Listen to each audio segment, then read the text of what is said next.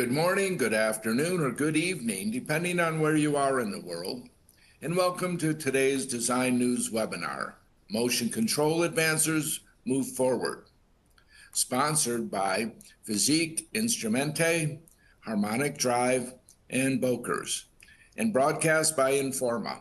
I'm Rob Spiegel, and I'll be your moderator today. We have just a few announcements before we begin.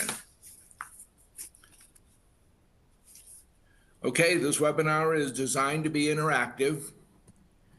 The dock of widgets at the bottom of your screen will allow you to learn about today's speakers, download resources, share this webinar, and participate in the Q&A session that takes place at the end of our presentation.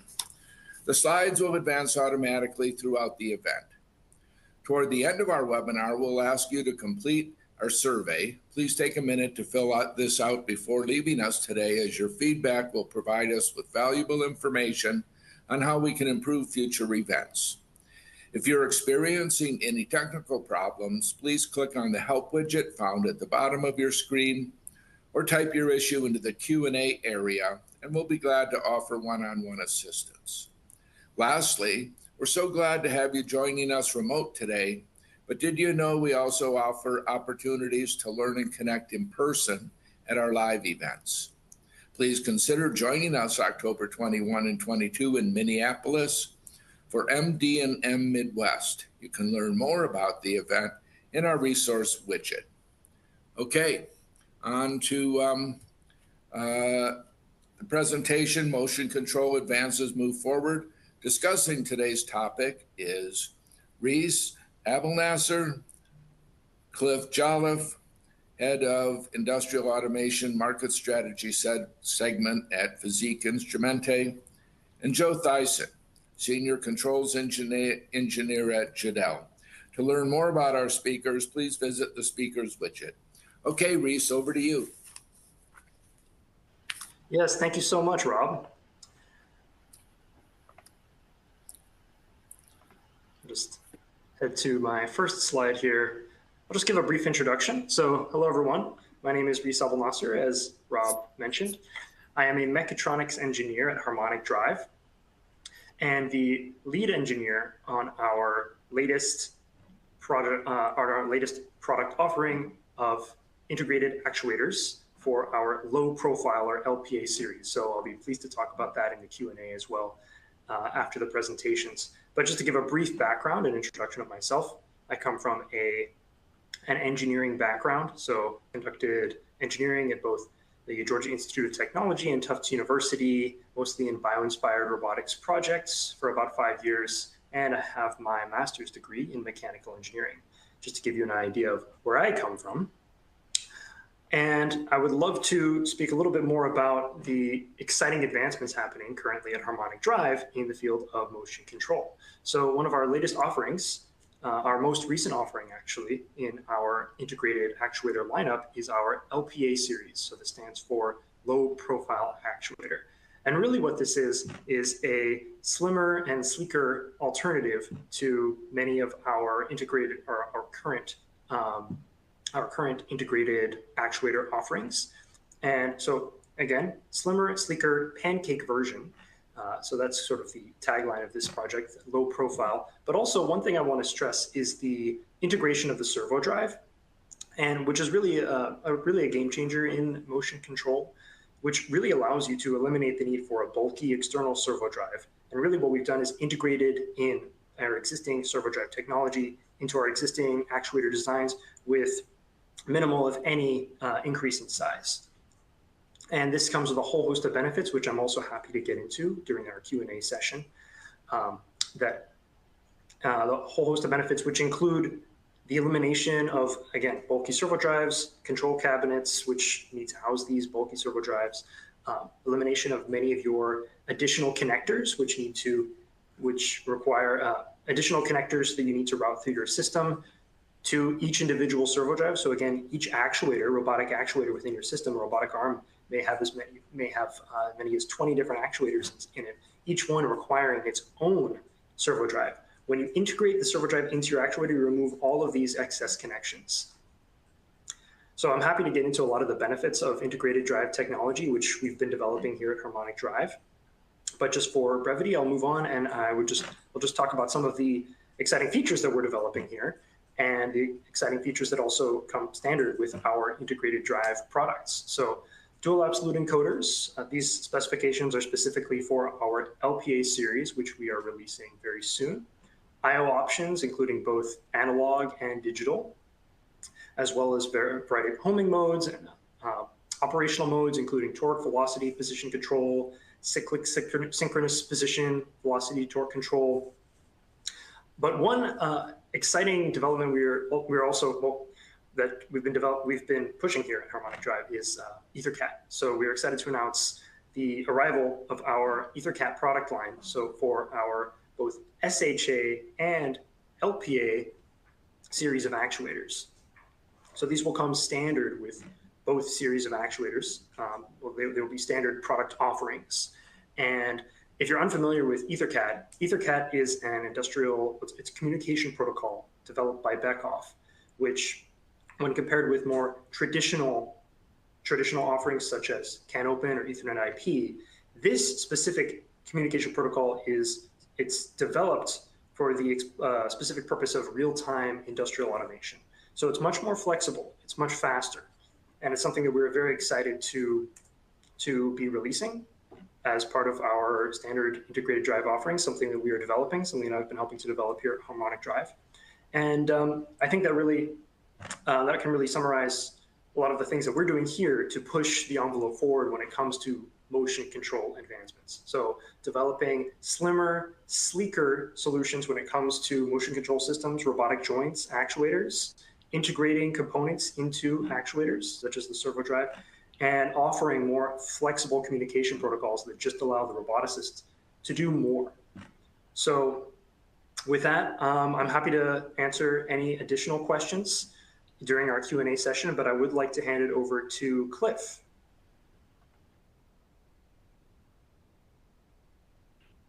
Thank you, Reese. Hi, everyone. My name's Cliff Jolliffe. I'm the head of market strategy and innovations for PI in the automation sector. So who are PI, or Physique Instrumente? We're a global leader for precision motion control and automation. So we're looking after the high-end applications. Hence, we work quite extensively in semiconductor, electronics manufacturing, and metrology applications. We're based globally in Europe, in the USA, and Asia, and we have both manufacturing and technology centers here. Personally, I've had 30 years in motion control. I'm getting old now.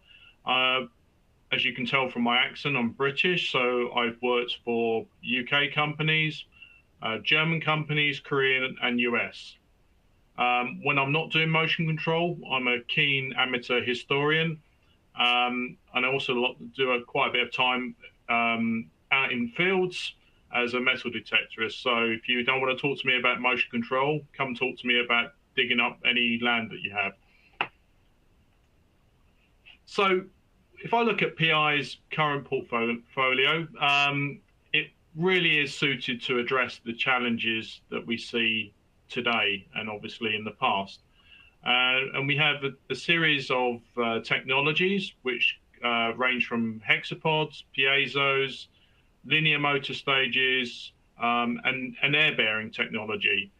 And each one of these technologies has some unique features, whether it be a hexapod, which has kinematic control, a piezo stage, which is highly dynamic and provides nanometer positioning, linear motor stages, which are certainly more common in the motion control from different motion control companies, providing mechanical bearings.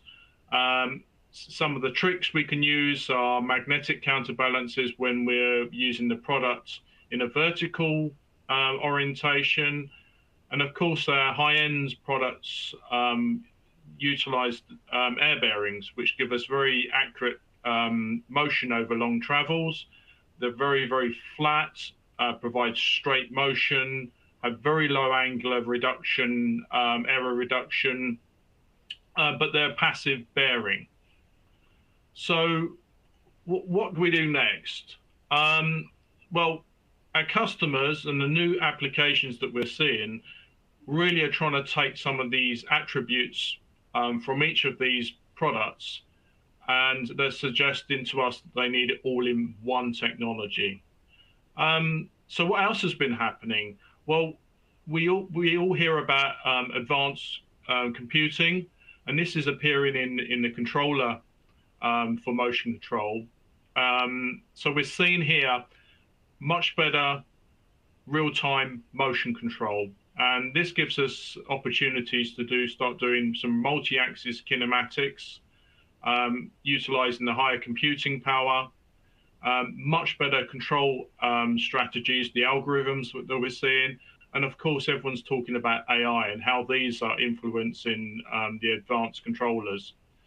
What else have we seen is significant feedback technology improvements. So we're starting to see products which are giving us multi-dimensional positional feedback. So a linear encoder not only measures in one line, but maybe slightly to the left and right of that straight line, and also providing angular error information. Of course, the feedback devices are getting much smaller. And then we can start addressing some of the other limiting factors from the mechanics. The bearing, for example, as I said, it's a passive setup typically. Piezo's give us very good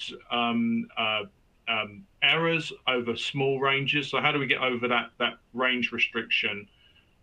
Products now serving more than one dimension of motion control.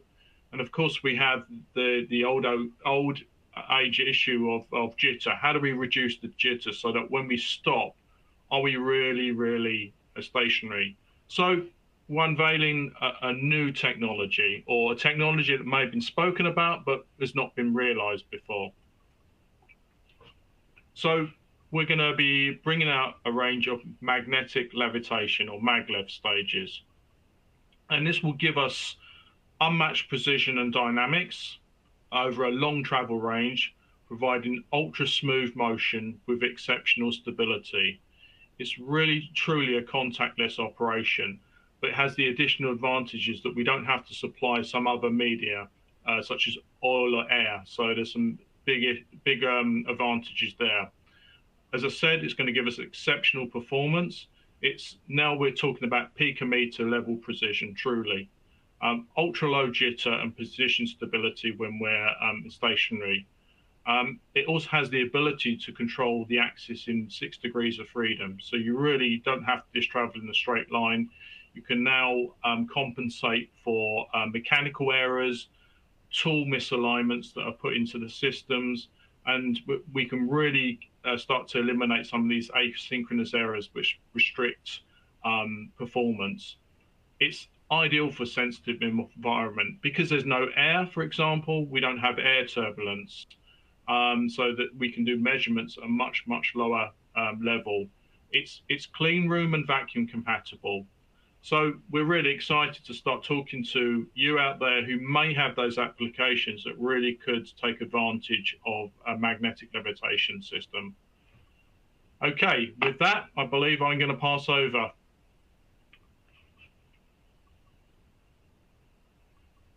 Okay, thanks, Cliff. Thank you, Reese, as well. Just to introduce myself, my name is Joe Tyson. I am a senior controls engineer at Google. Been in the industrial automation field for 20 years, doing just about every stage of machine design, build, application sizing, programming, and service support.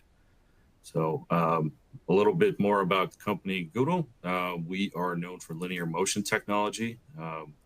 We're headquartered out of Langenthal, Switzerland, over 1,000 employees worldwide, 30 locations, and have been in business for 70 years.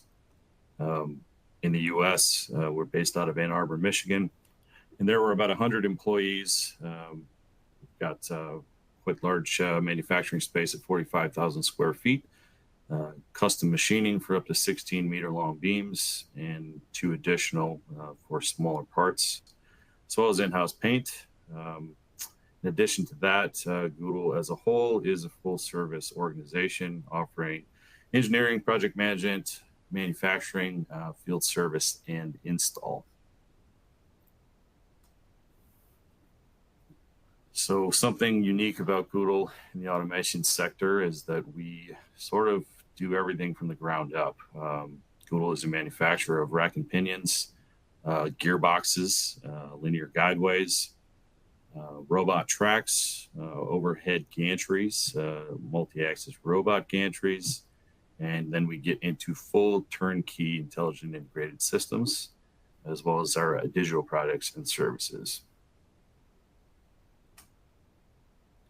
We also get into a lot of different industries. A big one is automotive, heavy truck. We get into aerospace, building products, construction, off-road equipment, logistics, and machinery. And inside of those industries, the applications vary even further. From examples, machine tending and material handling, welding, packaging, palletizing, dispensing, polishing, grinding. Just some interesting factoids. We've got 11,000 robot tracks and 28,000 plus gantry robots installed currently.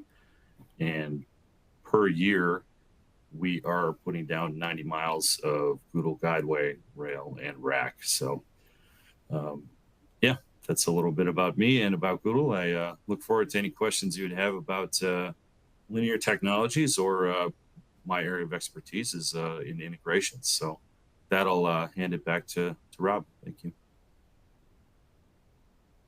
All right, thank you, Reese and Cliff and Joe. And on to our questions. The first one is, what are the biggest challenges facing robotics and motion control? And I'll throw that one over to Reese. Yeah, Rob. Yeah, thank you very much. So I think some of the biggest challenges that we are seeing currently, of course, miniaturization is really a consistent trend. So really miniaturization of subsystems to make room for even more subsystems. In our case, as we are a subsystem developer here at Harmonic Drive. Mobility is another huge trend in robotics as well. Mobility is, we're seeing that in, of course, in warehouse robotics, but really it's across the board.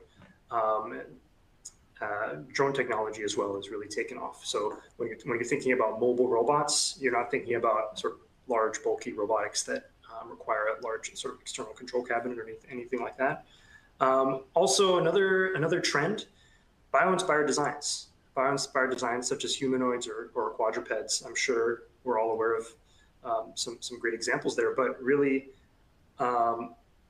anything that's giving robotics and roboticists more autonomy. So specifically in motion control, what all of these challenges translate to is really a need for torque density. So that's what we're seeing. So torque density, miniaturizing your systems, mobilizing your systems, and that's really, these are really the sort of consistent trends that I'm seeing. And yes, torque density, specifically when it comes to motion control, is absolutely critical. How small can you get your components to fit into a system that you may have constraints other than, that aren't entirely under your control, such as a sleek, organic, bio-inspired design in a humanoid or a quadruped. So yes, I see these major challenges that require major advancements, of course. Yeah, thank you, Rob. All right, thank you, Reese. Would you like to add anything to that, Cliff? Yeah, when I think of robotics, and also what customers ask us is, we're not a robotics producer as such, as what people traditionally see a robot as. They see this arm, but they do come to us and they say, well, I want to put on a very accurate end effector or the tool. So you can provide something very, very precise. So for example, we've shown hexapods at the end of robotic arms in car manufacturing. They're looking for that precision, but when you place it on the end of a robot arm, the precision is not optimized by the long arm that you put it on. So there's a big challenge there to try and isolate the very high accurate end effector or tool from potentially a less performing robot arm. So, for example, the vibration that comes into the system, it's not purely stationary when you're trying to do the larger, the more accurate operation. And so that's a really big challenge. So that has to be taken care of. So, for example, you've seen it in surgery, robotics that are used for surgery. You don't want the end effector shaking because it's on a long arm. So that's a real challenge for high precision end effectors in robotics. That's what we've seen. All right, thank you, Cliff. Would you like to add to that, Joe? Yeah, sure. From my side, what we see is an increasingly complex application for robotics. The days of a fixed robot on the floor are quickly fading. The seventh axis track is certainly something that Google has been involved with in a long time, but things are moving even beyond that. To build on what Cliff had mentioned, we're not doing surgery with the things that we're building, but the maintaining of accuracy through the additional mechanics of, say, an overhead gantry system or some non-traditional applications for the linear side of robotics is definitely a challenge that we see out there in the industry. It normally requires custom kinematics. It can require custom motion control and getting into the drive system of the robots, which in my experience, they're not necessarily built for. They're purpose built to run a manipulator arm. But as we get into sort of building further on that concept, you start to run into some challenges with robot technology. But manufacturers are starting to come around to that custom idea to where things are moving away from the robot fixed to the floor and getting into those more complicated applications. Thanks. All right.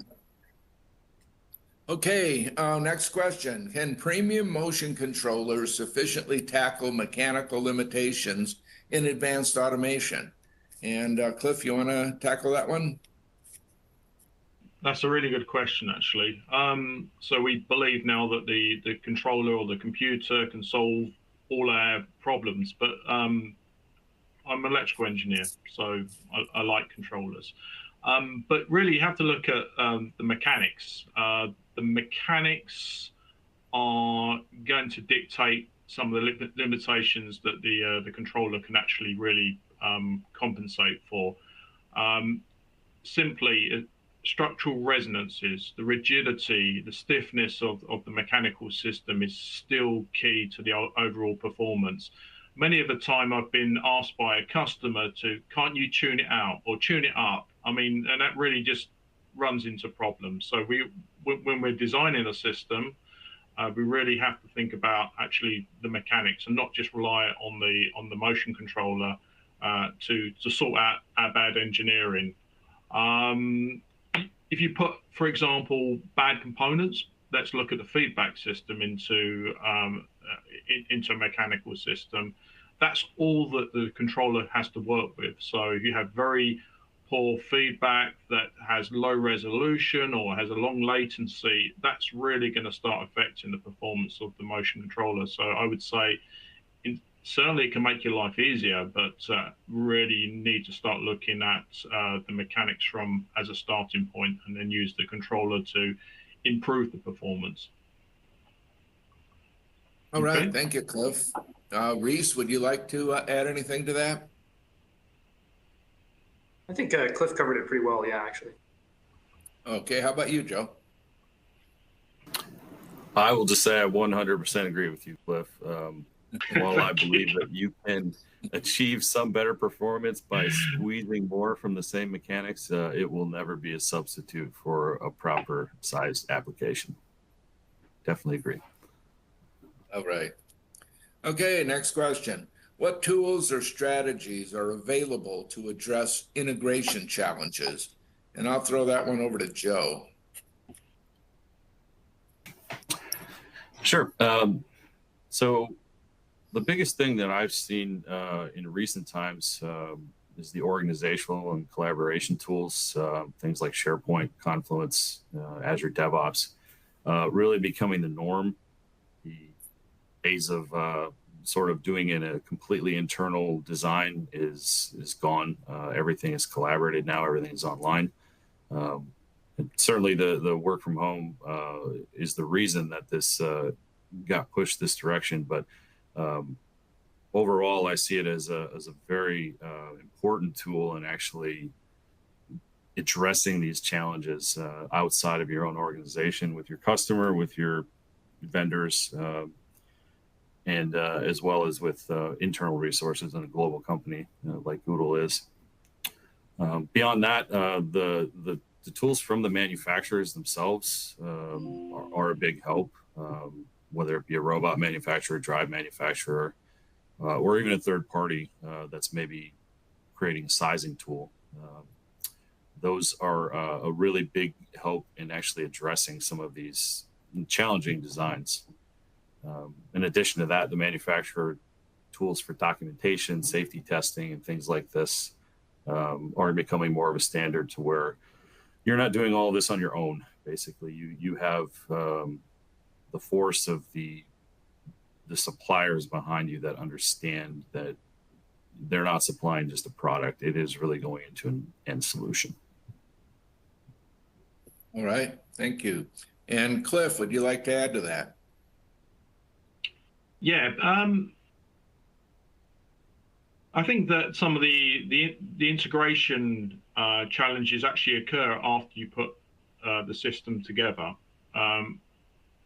Many people don't realize how the accuracy of a system really suffers when you place one component on top of the other, because essentially the area that you really want to be working at is actually potentially much higher than the bottom mechanical component that you've used. So there's a whole stack up of errors.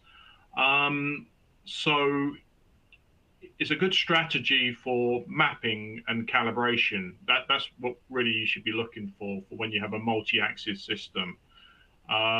So if the vendor can also provide that capability to give you a mapping or a calibration table, that would ease the integration challenges for when you're not getting the performance or the accuracy out of the system that you read from the data sheet for the single component. So if a vendor can offer you help with that, the calibration and mapping, that would be a really good thing to look for from when you're building a multi-axis system. All right. Reese, do you want to add anything to that? Yeah, I mean, I definitely agree with Joe on a lot of the what he said about sort of collaboration tools between both the customer and supplier. Very important to prevent disconnects. We have a lot of information that we love to share, and that's very important. That's very important when it comes to system integration. So, but yeah, no, I think they covered it pretty well. Yeah, and Cliff as well. Yeah, thank you. All right, great. Next questions. How are advancements in bearings affecting motion control? And let's start with Cliff on that one.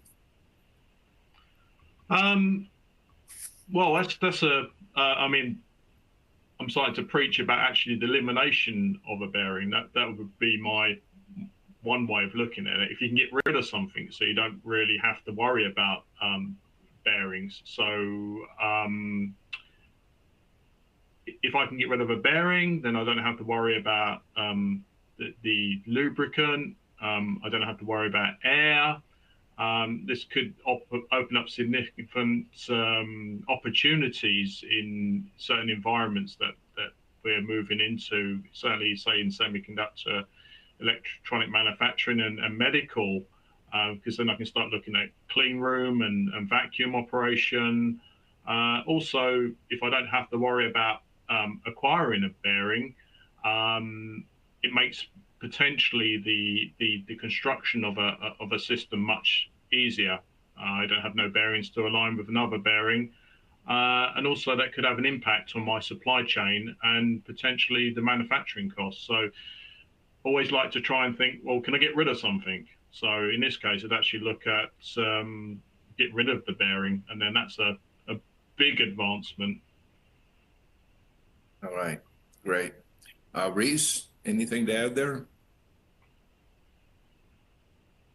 Right. Well, I do agree with Cliff that the best part is no part. Of course, you can't always avoid No, using I get that. bearings. Right, but it can't always be avoided, of course. And so we use in strain wave gears. Typically in a component set, you'll have you'll have a cross roller bearing for sort of that torque rigidity. But I do understand. I do understand you, Cliff. I do understand. But I guess that's sort of what I wanted to add is that yes, the best part is no part, but oftentimes it is an essential component. But another, I guess, bringing that it's a very critical component, and so bringing that manufacturing, like sourcing your bearings, is very important as well. I will say that. So if you're working, if you know your supplier, if you know where it's manufactured, that's pretty critical, and some critical advice I would offer to any roboticists, particularly, So, but yes, yeah. All right, thank you, Reese. Joe, would you like to add to that? I think you guys have covered it well. I'm nothing to add. Thanks. Okay, great. Next question. Which industries do you see as the biggest adopters of maglev? And Cliff, I'll throw that over to you. You mentioned maglev. Good question for me on the. I mean, obviously, semiconductor manufacturing.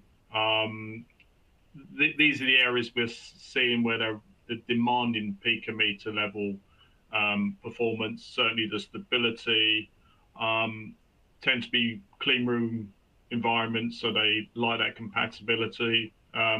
Also, with the maglevs, we can do something about vibration, rejection, and actually isolation from external vibration. So that's really quite important. Also seeing requests coming in for precision optics and photonics industries, where anything really where they're demanding these much higher levels of positioning, accuracy, and repeatability. I would say that they're the big ones. Yeah, just where obviously you can't use an air bearing, a vacuum environments as well. So yeah, they're the areas that certainly we're seeing demands from. All right, thank you, Cliff. Joe, I want to add to that. Yeah, it's I don't have much to add, just other than it's very interesting, Cliff, the technology that you're describing. I really look forward to see how that could change the industry. It's a wide range of applications. Reese? Yeah, no, I'm also, maglev is very interesting, but I think you covered it pretty well, Cliff. Yeah. Okay, great.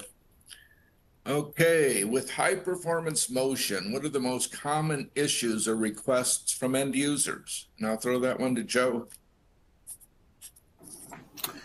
Yeah, thanks, Rob. It's always the same: bigger payloads, higher speeds, better repeatability and accuracy. Everything is moving in that direction, and there have been a few different things that we've covered even in this webinar to be able to help with things like that. Yeah, that's for sure something the customer end we see quite frequently. Additionally, it's like having flexibility while still being simple to operate, which is also a challenge. Ultimate flexibility does not mean ultimate simplicity. So finding that balance in between is something that is always a request, and it seems like no matter which way you turn, it wants to go the other way. You try to make a simple system, and instead we need a flexible system, or vice versa. In addition to that, what I've been seeing a lot is just the collection of data and analysis, mostly for preventative maintenance purposes, but the Industry 4.0 push for sure. You can see it in the industry. We have a lot of adopters coming in with that. And from us on a machine manufacturer side, it sort of gives us the opportunity to analyze our own designs and our own equipment to come up with the baselines so that we can actually advise on preventative maintenance to these customers. All right, thank you, Joe. Cliff, would you like to add to that? What Joe says is something that we're also seeing. Certainly preventative maintenance questions. How do we do it? How do I secure my data? Again, can you make it faster, carrying more load, and just be as accurate? The other big issue that we see, or the challenge, is cable management. The ability to put lots of cables, take a lot of information, data up to the tool or the workpiece, and of course you've got to do something about how you get those cables. So how do you reduce the cabling and make it so it doesn't actually affect the performance of the motion system? That's absolutely a big issue and a big challenge. All right. Thank you, Cliff. How about you, Reese? Want to add to this? Yeah, I mean, yeah, thank you, Cliff and Joe. Great answers there. I do agree. And again, the really golden rule here for us, more torque in a smaller package. That's really what it comes down to. And I think Cliff and Joe said similar things, different wording as well. But yes, that's really what we're seeing. And so this even comes down to, for instance, more if you have your robot moving a large load from point A to point B, I can do that very easily in a very short amount of time. I want it done quickly. I want to accelerate and I want to decelerate very quickly. That just comes down to torque. And I don't want any trade-offs in my system. I don't want to make it larger, bulkier. So again, I don't want to increase the size of my system. So more torque, smaller package. Also, Cliff, you mentioned cable management. Yes, which is huge. Because one thing, and this might be a bit surprising, but one thing we're seeing, the #1 failure mode of robotic systems, at least from our perspective and from our systems, from the entire system, is connector failures. So the more you can mitigate these connections, the better. And that goes for, there's so many reasons, cable management, cable routing. You have electrical noise considerations when it comes to routing many different cables and many different communication lines. And so that is something that we are trying to push forward. And again, something like an integrated servo drive would really reduce a lot of those connections. Which is sort of what I'm working on, the nature of and what we're working on here. But yeah, no, thank you, Cliff, Joe. Yeah, covered it pretty well. Thank you. All right, thank you, Reese. Okay, there's an inevitable question that comes up these days, and that is, how is AI improving motion control? And I'll start with you, Reese. What are you seeing in artificial intelligence in motion control? Sure. Well, I guess, right, just in the general robotics case, I think we're well past the point where robots are learning to walk entirely within a simulation. They're learning to run entirely within the simulation. We're past that point even. It's quite incredible what is being achieved right now, entirely within simulations, and all of these simulations being driven entirely by reinforcement learning. So humanoid robotics, to give an example, these robots are learning to walk and run all within this is all driven by AI, driven by reinforcement learning. And now we're past that point, and they're learning to walk like a human with a human gait. And so really, these simulations, they can allow roboticists to really determine, you can determine what your requirements are for your motion control system. So my peak torque, peak speed, continuous torque speed, the shape of my overall speed torque curve. I can determine what that would be and what that needs to be before I even prototype my system. So this would in turn, this drives the development of actuators, gears, robotic joints at a much quicker pace, And so you can make tweaks to your system and you can determine exactly, oh, what does the speed torque curve need to look like? Let's develop an actuator that looks like that. Yeah, these systems are really critical, really critical. So if there's anything, Cliff or Joe, you'd like to add. Yeah, Cliff. Yeah, I think one of the biggest things that we've seen in more traditional motion control systems is predictive maintenance, because at the moment you're still trying to learn how the system might fail, and if you can look at subtle changes from the mechanical system and the controller. So we shouldn't forget about the controller, because it could be the electronics that's starting to fail. Then you can obviously use this data and actually predict potentially how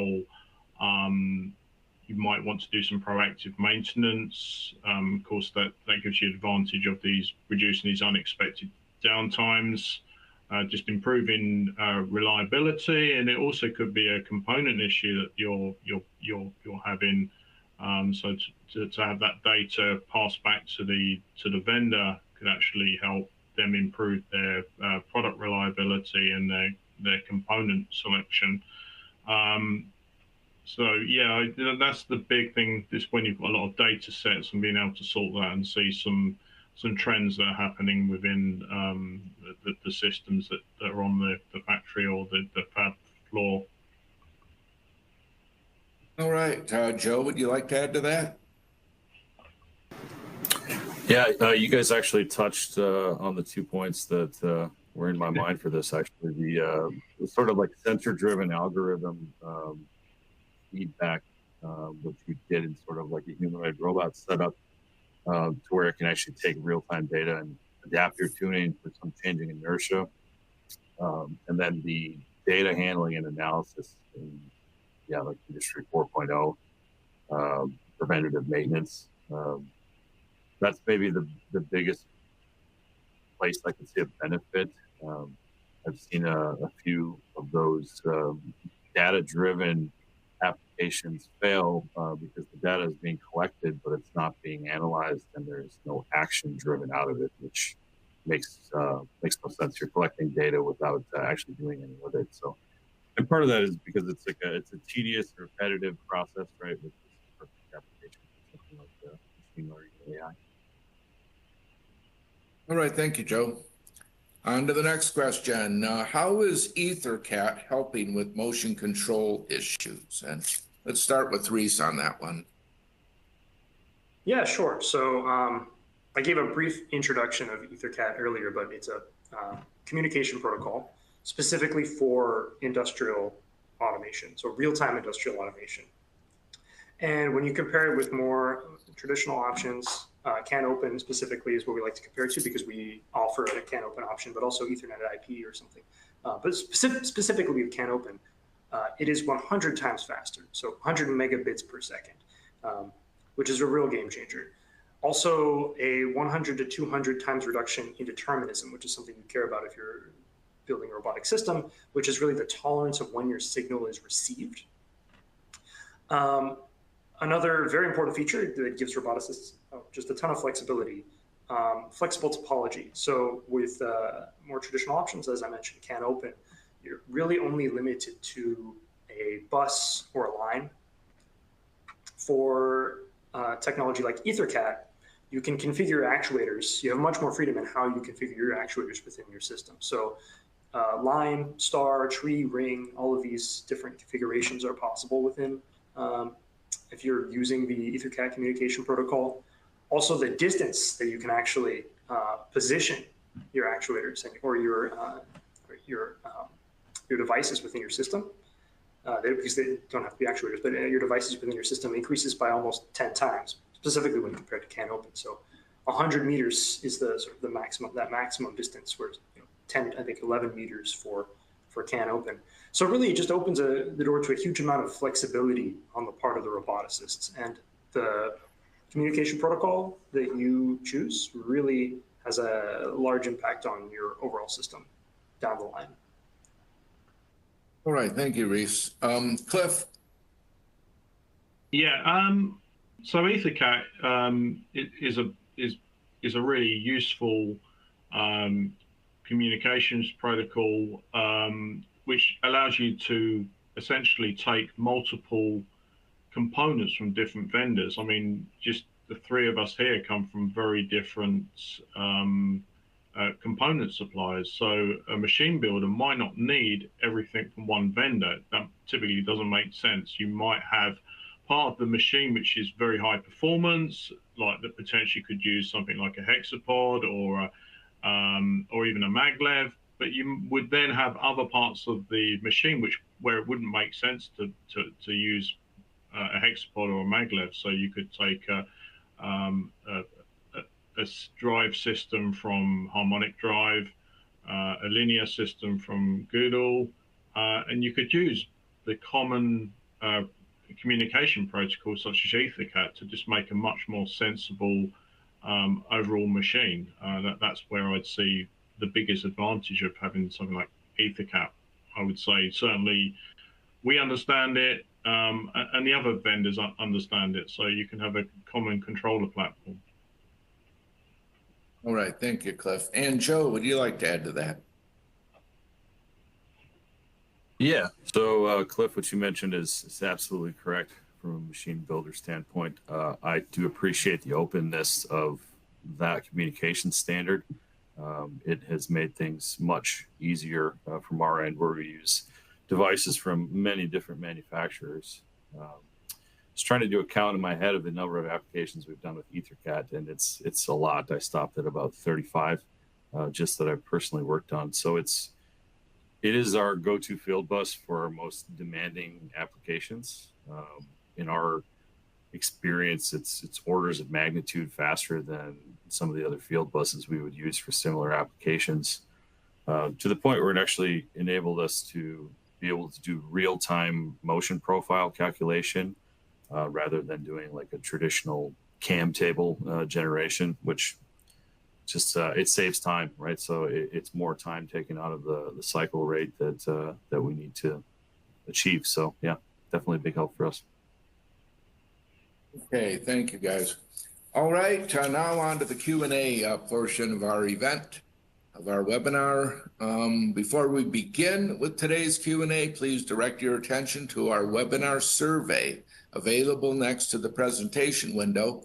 If you close the survey, you can reopen the widget by clicking on the icon along the bottom of your screen. Thank you in advance for filling out the feedback form. Your participation in the survey allows us to better serve you. And now on to the questions and answers. As a reminder, to participate in Q&A, just type your question into the text box located next to the presentation window, or click the Q&A icon at the bottom of your screen.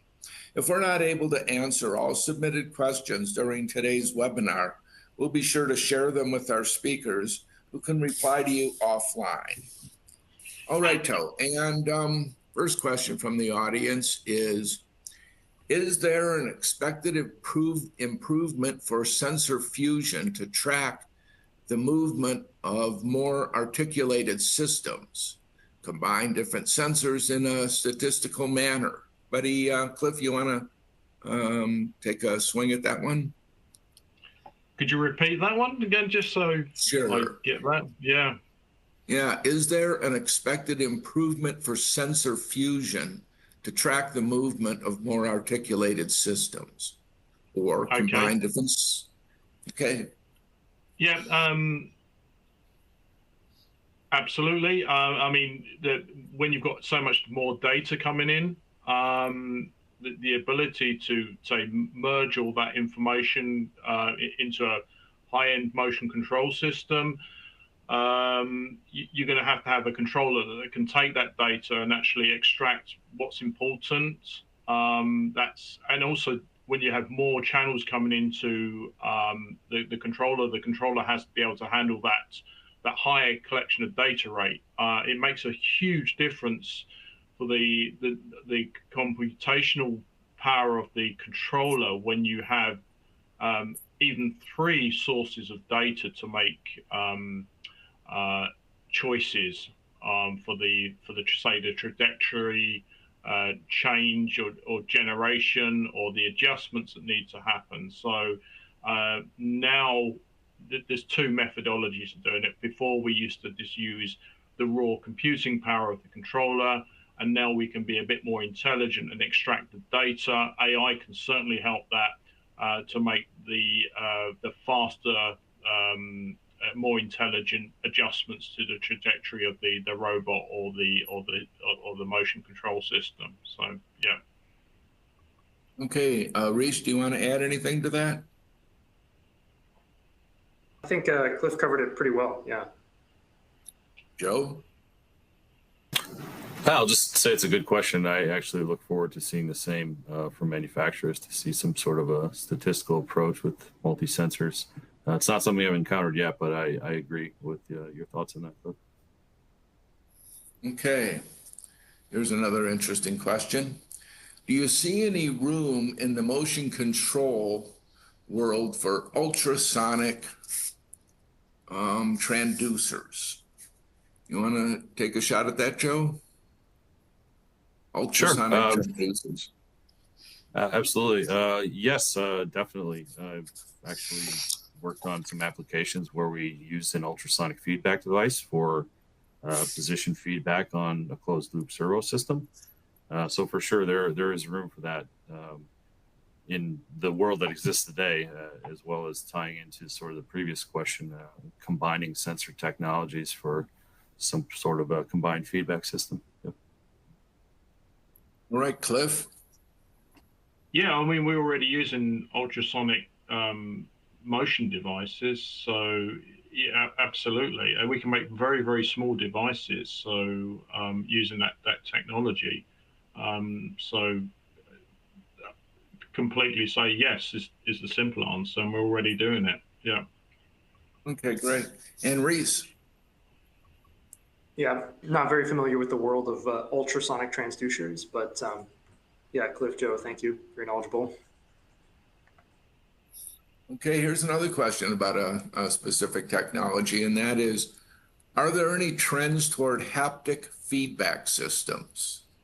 Want to tackle that one, Reese? No, that's a very interesting question. I mean, haptic feedback is definitely allows you're putting humans in the loop. You're putting humans back in the loop, which is what I think is very interesting.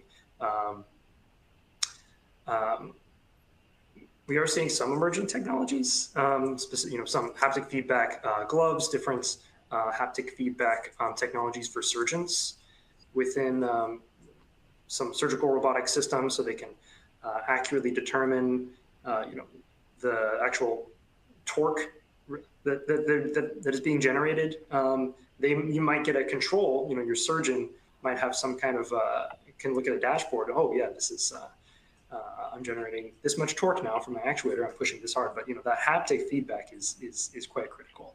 If you that's just a specific example I can think of that would be particularly relevant for motion control. And yes, we are seeing that. If it's as simple as like something like a Joy-Con that will provide that feedback, or more complex and a more complex example would be the haptic feedback, an entire system that would conform to your hand. But it is something we're seeing. I think it's very interesting. Torque sensing there is essential. It's just sort of bringing you back to motion control. So yeah, no, I'm very interested to see where that technology ends up. And again, it's all about the human. It's all about bringing the person into it, so the person understands what the system is experiencing. Yeah, I think it's very interesting. How about you, Cliff? Yeah, to some extent, it's already been used. If you look at force feedback, it's a haptic approach.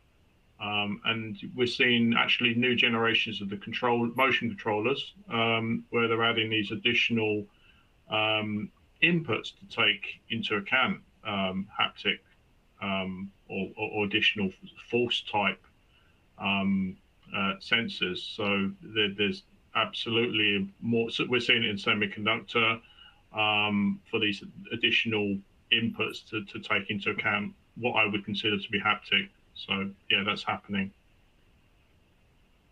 Hey, Joe. Yeah, from the industrial automation world, it's not there so much. The applications you guys have described are quite interesting, but yeah, not something that I've seen too much of, but sparks some ideas hearing you guys describe the other ways it can be used for sure. It's interesting. Okay. Here's another question. I'm using an air-bearing based system currently. What improvements could a maglev based system offer me? And that sounds like Cliff would be a good one to take the first crack at that. That's a nice question. Well, air bearings really give you a very high level of performance. There's no doubt about that. But there are some limitations.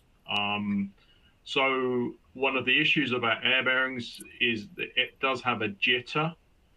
So it's very difficult to, or it can be, depending on the performance you're looking for. That's one of the limitations, this jitter performance. So a maglev can really address that.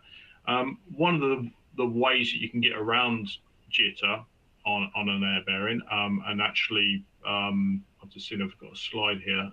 Actually, might be able to just pull one up. Actually, that's quite, because it gets asked quite a bit, this question. So I think this pops up. So one of the issues, is anything appearing on the screen? I don't know if this is working. Can anyone else see a screen? Yeah, okay. Yeah, something's happening. Yeah, it's appeared now. Yeah. Anyway, so one of the things you can do with an air bearing system to get that low jitter is actually stop it acting as an air bearing. So you actually get rid of the air in the system and actually pull it down to the surface that's providing like the resistance to the air. So essentially, if you have an air bearing system like we make here at PI, you can ground it. The problem with that is that it takes time to get rid of the air out of the system, and then once you want to do some motion again, you have to put air back on the system. So you can see that there's a time taken. So maglev, you don't need to do that. You basically keep the system active, and so therefore you can still get this very low jitter and take the measurements while you're still active. That means that the throughput in the system is going to be much faster, because you then can get on with going to your next position where you need to take a measurement, for example. So that's one of the advantages that maglev is going to give you. There's lots of other things you can start looking at, controlling the performance while you're accelerating. So when an air bearing accelerates, people talk about this dynamic flatness, because what happens with an air bearing, you tend to go very fast, and during acceleration it tips.